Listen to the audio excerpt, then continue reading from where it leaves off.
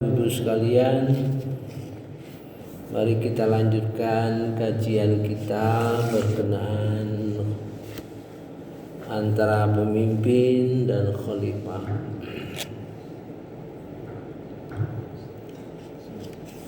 Mari kita lanjutkan berkenaan dengan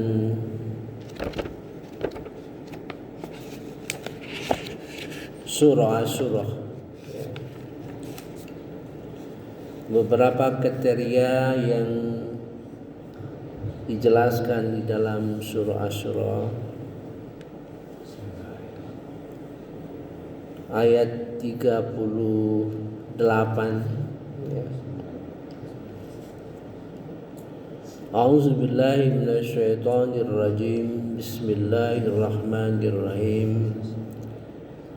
Dan bagi orang-orang yang menerima mematuhi seruan Tuhan dan melaksanakan sholat, sedangkan urusan mereka diputuskan dengan musyawarah antara mereka, dan mereka menginfakkan sebagian dari rezeki yang kami berikan kepada mereka.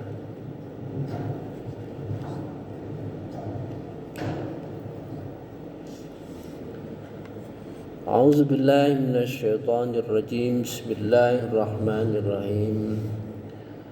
Walladzina istajabu li rabbihim wa aqamus shalah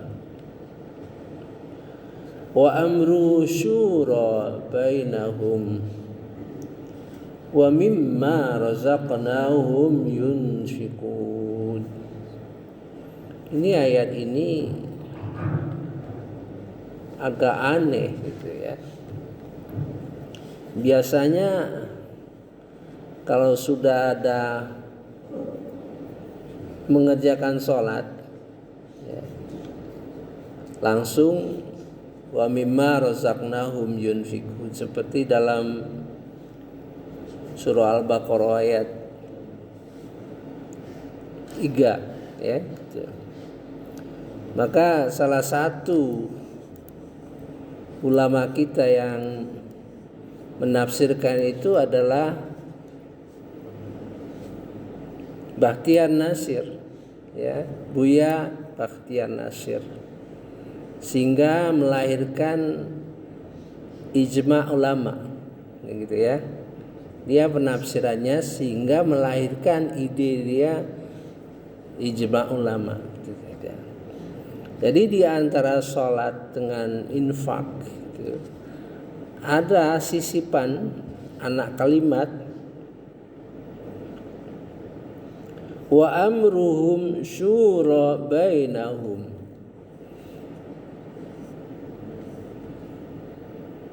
Mungkin dia berpikir keras ya, apa yang dimaksud, mengapa ada sisipan di antara sholat dan infak. Jadi dia menafsirkan sebelum melakukan sesuatu harus bermusyawarah dulu. Nah, gitu kan. Walladzina istajabu, bagi orang-orang yang merespon, menjawab, mematuhi li rabbihim, kepada Tuhan mereka, wa aqamus shalah. Ini salat itu bukan lagi wa yuqimunas shalah, tapi wa aqamus shalah, sudah mendirikan salat.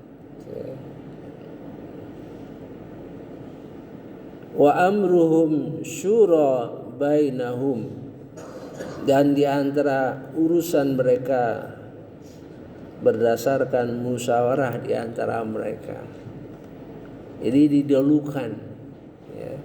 Maka salah satu kriteria pemimpin adalah yang memahami betul betapa besarnya manfaat musyawarah.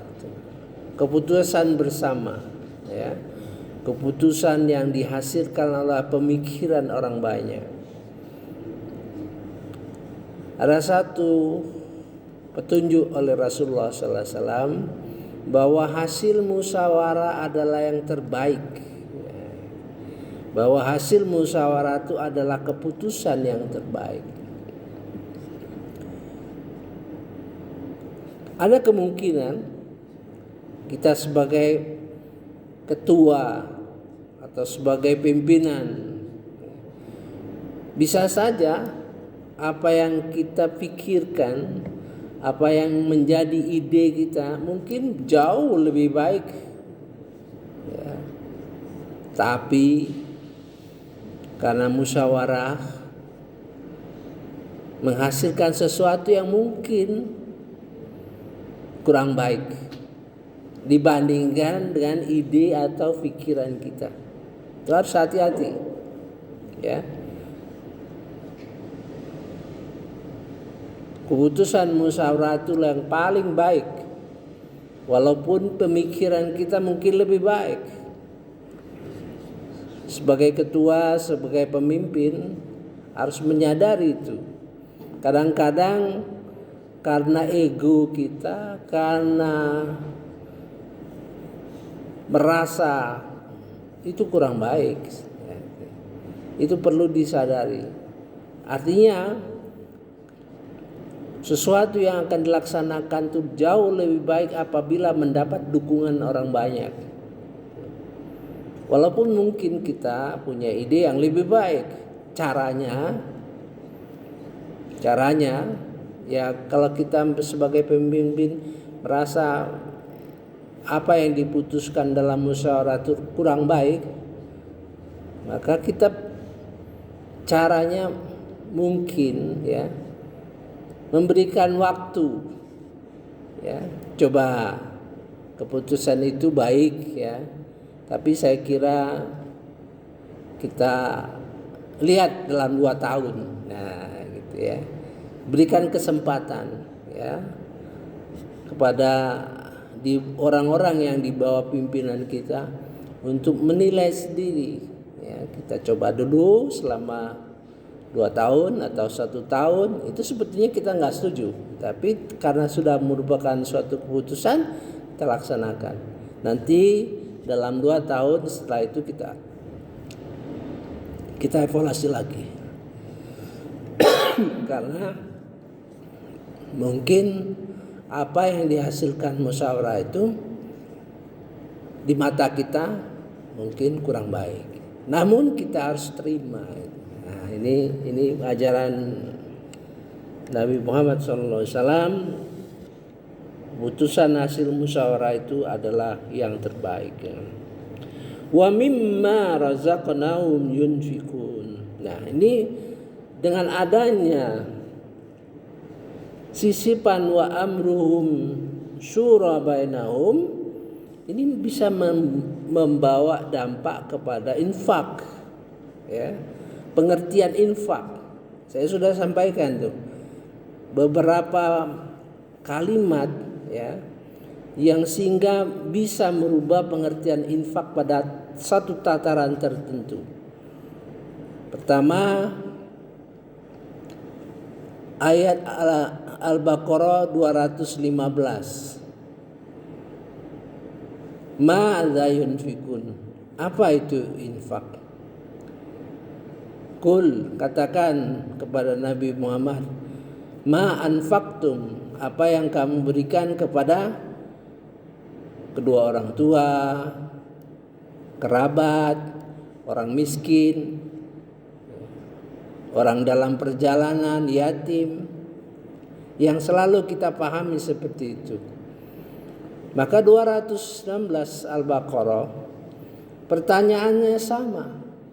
Madza yunfikun? Qul al-afwa.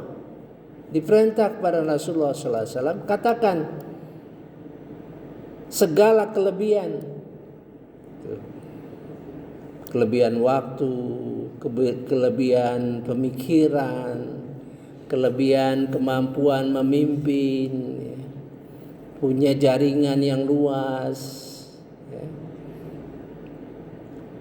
punya ilmu yang mumpuni gitu. Jadi antara pengertian infak sekarang ini jauh ya dengan pengertian infak yang dulu-dulu berdasarkan kebutuhan kebudayaan ya. Jadi kalau infak itu dipadukan antara Al-Baqarah 215 dengan 219, antara segala kelebihan dengan segala yang diberikan kepada orang tua dan sebagainya, itu artinya infak itu harus berubah gitu, ya, dengan kebutuhan sekarang. Kalau kita hantamkan lagi, kita matching lagi dengan ayat surah Al-Anfal 36, maka tentu berubah pengertian infak itu menjadi jauh yang lebih dinamis yang kita lakukan selama ini. Mengapa demikian?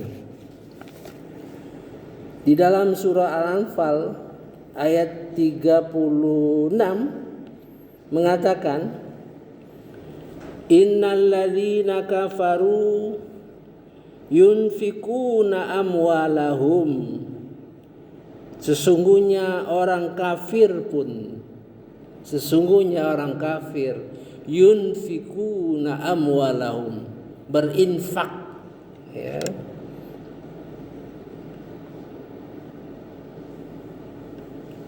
harta-harta mereka. Jadi kalau orang kafir pun punya infak, apa yang dikeluarkan orang kafir pun merupakan rujukan menjadi infak kita. Karena liyasuddu an sabilillah. Tujuan infak orang kafir itu untuk menghalangi dari jalan Allah Subhanahu wa taala. Apa yang kita rasakan saat ini? Infak-infak, dana-dana yang dikeluarkan oleh kaum yang menyokong LGBT, yang menyokong kapitalisme, yang menyokong liberalisme, yang menyokong komunisme, itu merupakan infak. Mengapa dia bisa berkembang saat ini? Karena dana. Mereka menggelontorkan dana yang demikian besar supaya mempengaruhi umat Islam, dipecah-pecah umat Islam. Maka infak kita pun harus berubah, menyiapkan satu dana untuk mengcounter, melawan infak-infak mereka. Tentu akan berubah ya.